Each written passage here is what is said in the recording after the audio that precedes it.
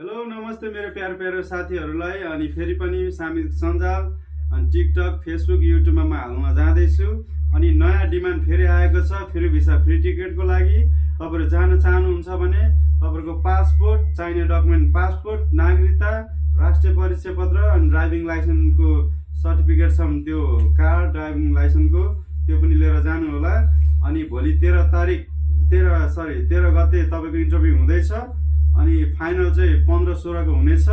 तपाईँहरू जान चाहनुहुन्छ भने कुन मेन पावरमा आएको छ अनि कहाँ आएको छ म त्यो भन्नेछु। कम्पनीको नाम चाहिँ रहेको छ हरितालिका।